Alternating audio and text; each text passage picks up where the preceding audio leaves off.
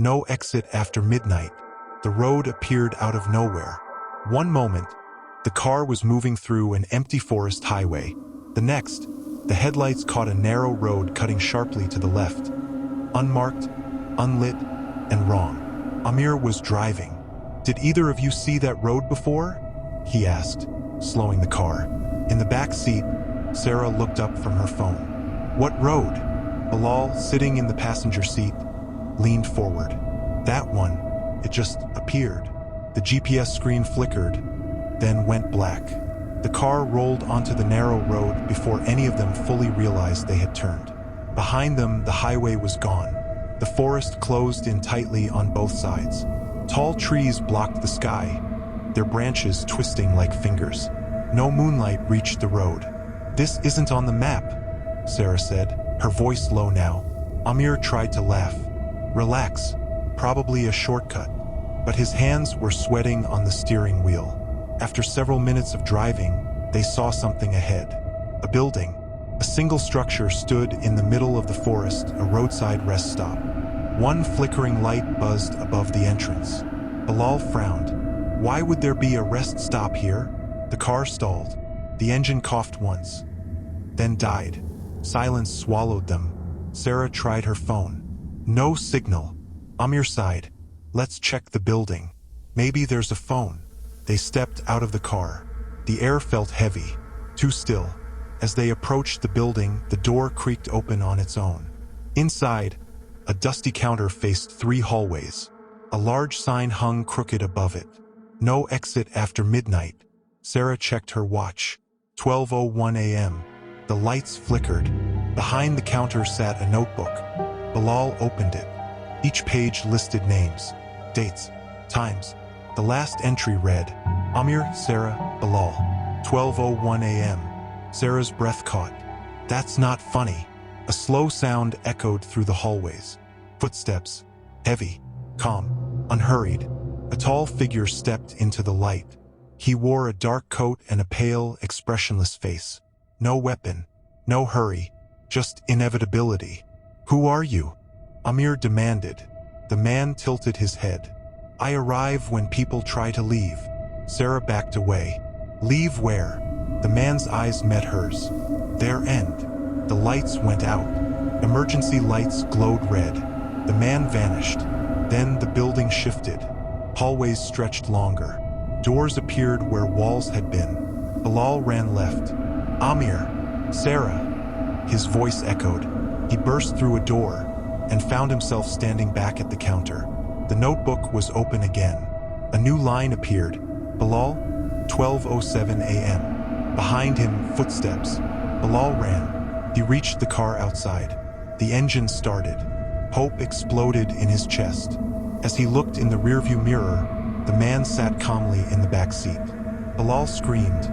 The car lights shut off. The engine stopped. Silence. Inside the building, the notebook updated. Sarah and Amir found each other in a long hallway lined with mirrors. In every reflection, they were alone, except one. In the final mirror, the man stood behind them. Amir turned. "Why us?" The man spoke gently. "You crossed when you weren't ready. You ran from endings your whole lives." Sarah whispered, "Can we survive?" The man smiled, almost kindly. "No one outruns what waits." A door opened behind them. Inside was the forest road, the car, the exit. Amir stepped forward. Sarah grabbed his hand. "Wait!" They looked at each other. Then Sarah let go. She stepped back. The door slammed shut. Sarah stood alone. The notebook appeared in her hands. Only one name remained, her own. The man stood beside her. "You can run," he said, "or you can stay and guide the next ones." Sarah's eyes filled with tears. "If I stay, will they escape?" The man nodded. "Someone always must remain." Sarah took a deep breath. She placed the notebook on the counter. The building changed. The forest outside reset. A car appeared on the road. 3 new voices echoed. The sign flickered brighter. No exit after midnight. Sarah stood behind the counter now, waiting, watching, understanding. The road appeared again, and the cycle continued. the second bedroom. The house had never sounded empty until Thomas Hale began living in it alone. During the day, it behaved like any other old place. Floors creaking under weight, pipes ticking as they cooled, wind slipping through hairline cracks in the windows. But at night, when Thomas sat downstairs with only a lamp and a book for company, the sounds seemed deliberate, measured, as if the house were waiting for him to notice. He noticed the footsteps on the fourth night. They came from upstairs, soft and unhurried, pacing back and forth above the living room ceiling. Thomas froze, listening, every muscle tightening. The steps were too slow to be settling wood, too even to be animals. Someone was walking.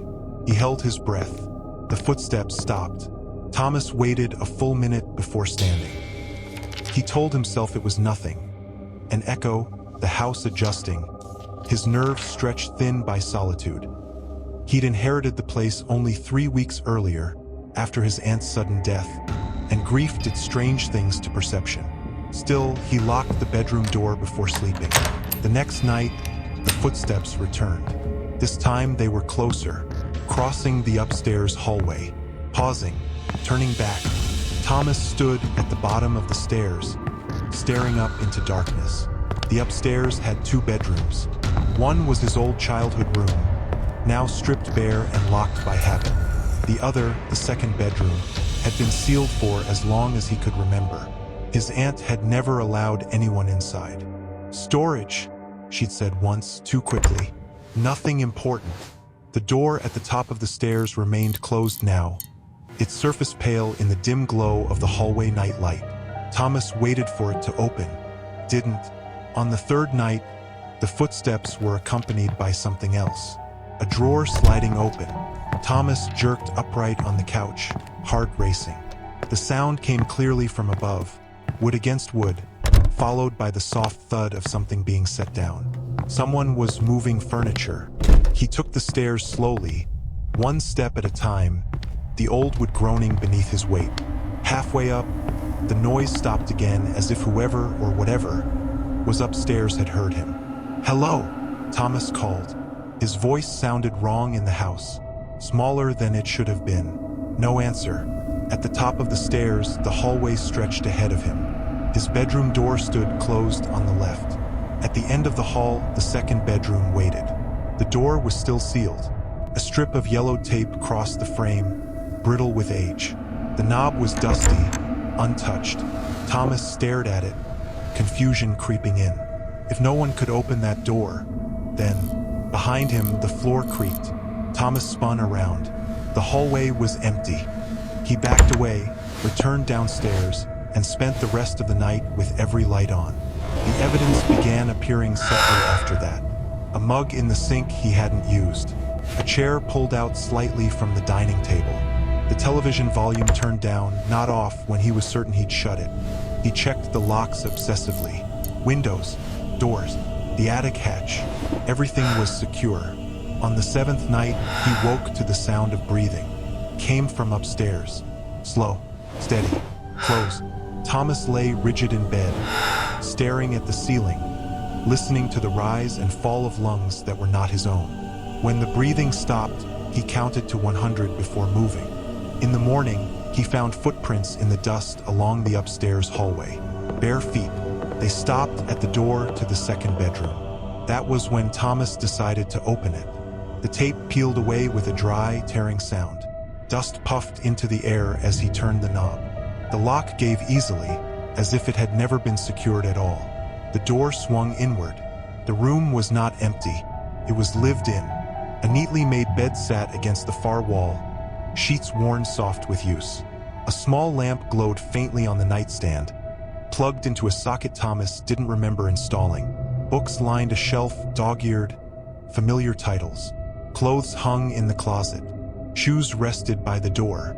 The air smelled warm, human. Thomas stepped inside, his heart pounding. On the desk lay a photograph. It showed 2 boys standing in front of the house. One of them was Thomas, younger, smiling uncertainly at the camera. The other boy stood beside him, arms slung casually over his shoulder. Thomas didn't remember him. Footsteps sounded behind him. Thomas turned slowly. A man stood in the doorway. He was about Thomas's age, with dark hair and tired eyes. He wore a familiar expression, one Thomas recognized from his own reflection on sleepless nights. Confusion mixed with concern. "Did you finally decide to come in?" the man asked. Thomas's mouth went dry. "Who are you?" The man frowned. "What do you mean?" "You've been in my house," Thomas said, forcing the words out. "Upstairs. At night." The man's expression shifted, not to guilt or fear, but to something like hurt. "Our house," he corrected gently. "Thomas, what's going on?" Thomas took a step back. "How do you know my name?" The man sighed. "Because we've lived together for years." Silence stretched between them. "That's not possible," Thomas said. "I live alone." The man glanced around the room. "Then why is my room here?" Thomas shook his head, struggling to stay grounded. "I inherited this house from my aunt. There was no one else." The man's eyes flicked to the photograph on the desk. "Your aunt?" he repeated. "You mean Margaret?" Thomas stiffened. "You knew her?" "She raised us," the man said. "Both of us." A pressure built behind Thomas's eyes. "I don't have a brother." The man stared at him. "I know." The words landed heavily. "I'm not your brother," the man continued. "Not exactly. I'm the one who stayed." Thomas laughed weakly. "That doesn't make sense." "Does any of this?" the man asked softly. He gestured to the room, the bed, the books. "You hear me walking because I walk. You see signs because I live here. You just stopped seeing me." Thomas's pulse roared in his ears. "You're lying." The man stepped aside, allowing Thomas a clear view of the desk. "Check the journals." Thomas hesitated, then picked one up. The handwriting inside was neat, familiar. Thomas forgot again today. "Margaret says it's better this way. Says the house helps him stay whole. As long as one of us remembers, it still counts." Thomas flipped pages, hands shaking. "He wakes up alone now. Thinks I'm a noise, a stranger. If he opens the door, it means it's getting worse." "What is this?" Thomas whispered. The man leaned against the wall. "The house was your aunt's solution. When you were younger, after the accident, you started splitting, losing time, losing parts of yourself." "No," Thomas said. "That's not true." "You don't remember the hospital," the man said, "or the tests, or how scared you were of being alone." Thomas felt dizzy. The room seemed to tilt. "She sealed the room when you got older," the man continued. "Said it would help you move on, live normally. I stayed anyway." "You're saying you're me," Thomas said. The man nodded. "The part that wakes up at night, the part that remembers." A sound rose from the walls, a low creak, like the house settling into itself. Thomas backed away. "This isn't real." The man smiled sadly. "You always say that. What happens now?" Thomas asked. "That depends," the man said. "Do you close the door again?" The house creaked louder, impatient. Thomas looked at the bed. The photograph, the life tucked neatly away upstairs. If he closed the door, he could forget. Go back to quiet nights and empty rooms. If he didn't, the footsteps would never stop. Thomas stepped back into the hallway. The man watched him carefully. Slowly, Thomas pulled the door closed. The click of the latch echoed through the house. The footsteps stopped. Downstairs, Thomas sat alone in the living room as the evening light faded. The house was quiet again. Peaceful. Too peaceful. When he went to bed that night, he didn't lock the door. At 2:13 a.m., footsteps crossed the hallway.